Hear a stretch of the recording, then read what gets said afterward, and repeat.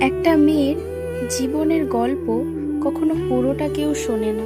সবাই শুধু তার হাসিটা দেখে, কিন্তু তার হাসির আড়ালে কতটা কষ্ট, কতটা না বলা কথা, কতটা ক্লান্তি আর কতটা ত্যাগ লুকিয়ে থাকে, খুব কম মানুষই এটা বোঝে। একটা মেয়ে যখন ছোট থাকে তখন তার বাবা রাজকন্যা হয়ে থাকে, কিন্তু সময়ের সাথে যখন বড় হয় তখন কারোর স্ত্রী হয়, কারোর বৌমা হয় আর কারোর মা হয়। কিন্তু এইসব পরিচয়ের ভিড়ে সে অনেক সময় নিজের পরিচয়টাকেই হারিয়ে ফেলে। সারাদিনের সংসারের কাজ, পরিবারের চিন্তা, সবাইকে খেয়াল রাখার পরেও সে দিন শেষে ভাবে সবাই কিভাবে ভালো থাকবে, অথচ তার নিজের মন খারাপের খবরটা কেউ জানতেও চায় না।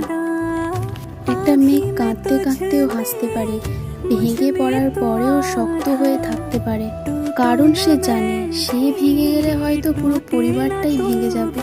তাই সে নিজের কষ্টগুলো বুকের ভেতর চেপে রাখে। রাতের অন্ধকারে হয়তো দুফোঁটা জল ফেলে, ঘুমানোর সময় হয়তো একটু বালিশ ভেজায়, কিন্তু আবার দিন শেষে সকালবেলা হাসি মুখে নতুন দিন শুরু করে। পৃথিবীর প্রতিটা মেয়েই আসলে যোদ্ধা। তারা যুদ্ধ করে অস্ত্র নিয়ে নয়, তারা যুদ্ধ করে ধৈর্য নিয়ে। তারা যেতে শক্তি দিয়ে নয়, তারা যেতে ভালোবাসা দিয়ে। তাই আপনার জীবনে যদি এরকম কোনো মেয়ে থাকে, আপনার মা, বোন, স্ত্রী বা মেয়ে, তাহলে তাদের ত্যাগটাকে সম্মান করুন।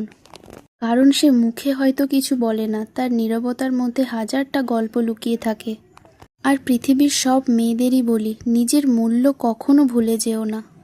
কারণ তুমি শুধু কারোর মেয়ে, স্ত্রী বা মা নও, তুমি নিজেও একটা পরিপূর্ণ গল্প।